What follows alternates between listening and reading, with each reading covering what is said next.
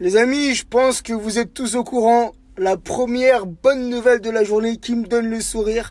Thomas Tuchel licencié, les amis. Et je pense qu'on l'attendait avec impatience. On va pas se mentir, ça se sentait. Tu vois, ça se sentait parce que depuis l'ère Qatari, c'est le plus mauvais départ sur une mi-saison. 4 défaites sur une mi-saison. C'est le plus mauvais départ depuis l'ère Qatari, donc ça lui pendait au nez. Mais tant mieux, les amis. Après, il l'a cherché, surtout avec les déclarations qu'il a sorties là dans la presse allemande ou je sais pas quoi là. Des déclarations qui ont fait polémique, qui n'ont pas plu à la direction parisienne. Donc c'est une bonne chose. Et normalement, Mauricio Pochettino va le remplacer. Enfin, quelqu'un qui a porté les couleurs du club. Donc moi les gars, cette nouvelle, elle refait ma journée. Et moi j'en suis sûr, les amis, qu'avec Pochettino, nous assisterons à un autre football, les amis. Là, ça va jouer. Ça va aller de l'avant. Et perso, bonne nouvelle. Perso, parce que là, je vois que beaucoup de monde me demande mon avis. Donc, perso, les amis, bonne nouvelle. Quelqu'un qui a joué au Paris Saint-Germain, Pochettino, donc il connaît. Donc, il connaît le club. Et je pense que les joueurs l'écouteront. Donc, moi, je pense perso que ça va faire l'affaire. Ouais, on continue les livraisons. Je fais le Père Noël. Les amis, j'ai vu que concernant Thomas Tuchel, son licenciement, il y a plusieurs avis. Il y a les gens qui sont satisfaits, il y a les gens qui ne sont pas satisfaits. Après, j'ai envie de vous dire, chacun a son propre avis. Hein. Mais encore une fois, pour moi, c'est une bonne chose, même si à Thomas Tuchel, on ne lui enlèvera pas le fait qu'il a amené le Paris Saint-Germain jusqu'en finale de la Ligue des Champions. Pour le moment, c'est le seul entraîneur qui a su le faire. Ça, les gars, on ne peut pas lui enlever. Comme j'ai toujours dit, hein, quand on gagne, quand tout va bien, mais quand on perd et quand tout va mal, tout le monde, absolument tout le monde a sa part de responsabilité. Et Thomas Tuchel a sa part de responsabilité sur ce mauvais début de saison de la part de nos Parisiens. Je dis mauvais par rapport à tout ce qu'on a pu faire auparavant sous l'ère QSI. Hein, qu'on se comprenne bien, les amis. Donc voilà, mais je pensais vraiment que c'était important de changer d'entraîneur. Mais sincèrement, je ne pensais pas que ça allait se faire maintenant. Hein, je le sentais à la fin de saison. Je me suis dit au moins Tuchel. Donc comme je vous le disais, les amis, on le pressentait, le départ de Thomas Tuchel, tu vois. Mais pas si tôt que ça. Pas le 24 décembre, tu vois ce que je veux dire. Réveillon de Noël, Tuchel, prends tes bagages et dégage d'ici, là. Moi, je pensais qu'il allait faire la saison, puis ensuite céder sa place. Mais Nasser, Léo, en ont décidé autrement, et c'est pas plus mal, les gars. C'est pas plus mal.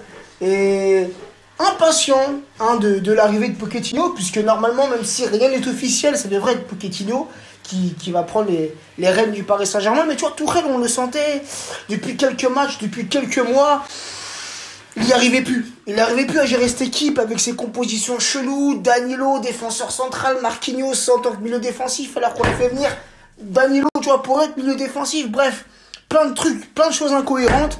Et ça se sentait, et je pense que même avec les joueurs, Tuchel et les joueurs, ça n'allait plus. Donc fallait. Bon l'équipe, salut à tous, j'espère que vous allez bien. De mon côté, c'est jour férié, c'est jour de repos, j'en ai bien profité.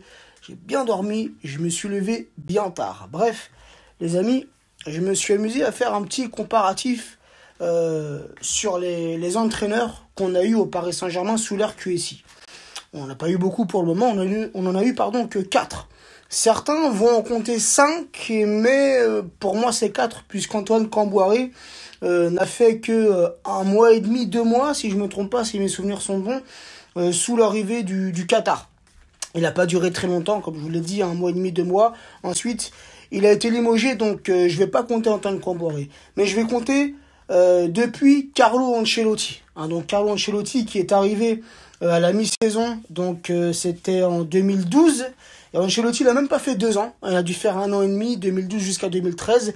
Et Ancelotti, avec le Paris Saint-Germain, Carlo Ancelotti, les amis, en tant qu'entraîneur du Paris Saint-Germain sous l'ère QSI, c'est 49 victoires, 19 matchs nuls pour seulement 9 défaites. Et jusqu'à présent, Ancelotti, c'est l'entraîneur qui a subi le moins de défaites, mais en même temps, c'est l'entraîneur qui est resté le moins longtemps. Ensuite, pour moi, les 3 meilleures saisons de l'ère QSI, c'est saison 2013-2016, avec Laurent Blanc en tant qu'entraîneur, même si c'est vrai qu'en Ligue des Champions, ça stagnait un peu. Quart de finale, on avait du mal à sortir des quarts de finale, mais il y avait du beau jeu. Il y avait un bon système de jeu. Il y avait un bon 4-3-3 avec vraiment 3 milieux solides, costauds, qui proposaient du beau jeu. Donc Laurent Blanc, les amis, tout de même, hein, c'est 126 victoires avec le Paris Saint-Germain, 31 matchs nuls pour 16 défaites. Donc c'est un bilan plutôt positif pour Laurent Blanc. Après Laurent Blanc, les amis, Unai Emery, arrivé au Paris Saint-Germain 2016, donc il a duré à peu près 2 ans au Paris Saint-Germain, 2016-2018. Unai Emery, en provenance de Séville, hein, qui a réalisé un très bon travail avec Séville, surtout en Europa League. Et voilà, Unai Emery, moi j'en garde un souvenir, c'est la remontada, frérot, tu vois. La remontada contre le FC Barcelone, là c'est inoubliable, frère. C'est inoubliable.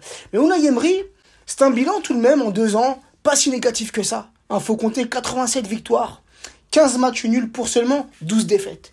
Unai Emery, c'est le second entraîneur, après Ancelotti, qui a connu le moins de défaites sous l'RQSI au Paris Saint-Germain. Et enfin, les amis, on en arrive au 4e entraîneur, qui a été limogé pas plus tard qu'hier, le 24 décembre, réveillon de Noël.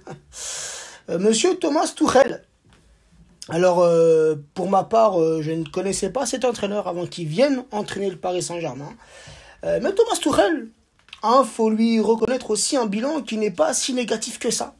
Hein, c'est le 2e entraîneur après Laurent Blanc qui a connu le plus de victoires au sein du Paris Saint-Germain avec 95 victoires, les amis. Donc, Thomas Tuchel, c'est de 2018 jusqu'à fin 2020.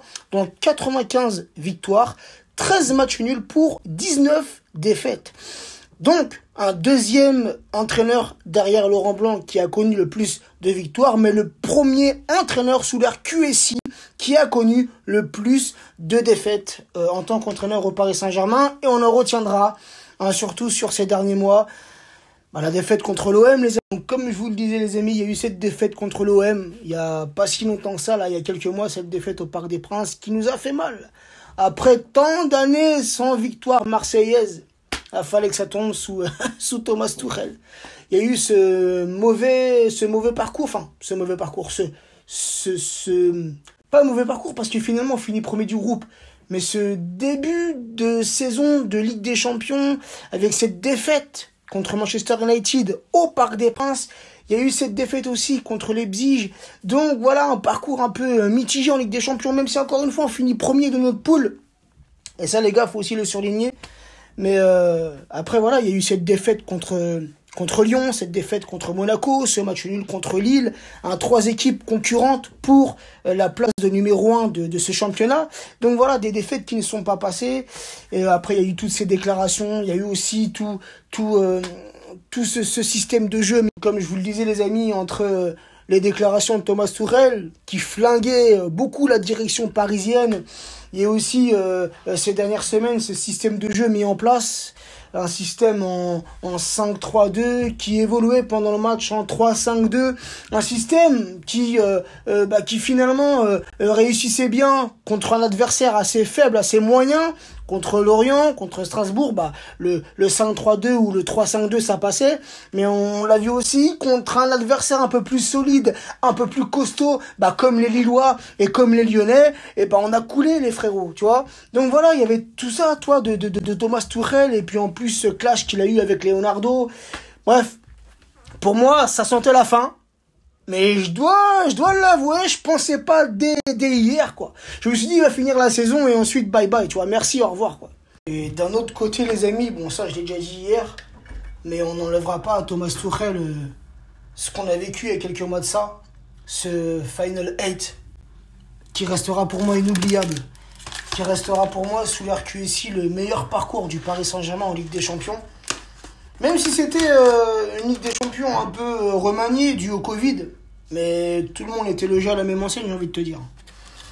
Donc voilà, ça nous a facilité la tâche, c'est une certitude. Ça se jouait que sur un match.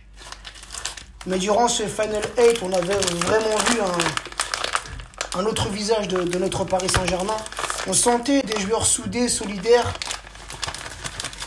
Et voilà, ça on ne pourra pas l'enlever à Tuchel, les gars. Tuchel, à juste titre, on peut le critiquer pour tout ce qui s'est passé. Surtout sur ces derniers mois, ces dernières semaines, tu vois. Mais durant le Final 8, il a répondu présent, les amis. Et c'est le seul entraîneur pour le moment. Donc là, du coup, les amis, on attend l'officialisation de Mauricio Pochettino pour succéder à Thomas Tuchel. Et voilà, en espérant que Pochettino réussisse à prendre sa place comme entraîneur au sein du Paris Saint-Germain. Lui, l'ancien joueur, l'ancien défenseur, l'ancien capitaine durant les saisons 2001 à 2003. Moi, j'en ai de très très bons souvenirs.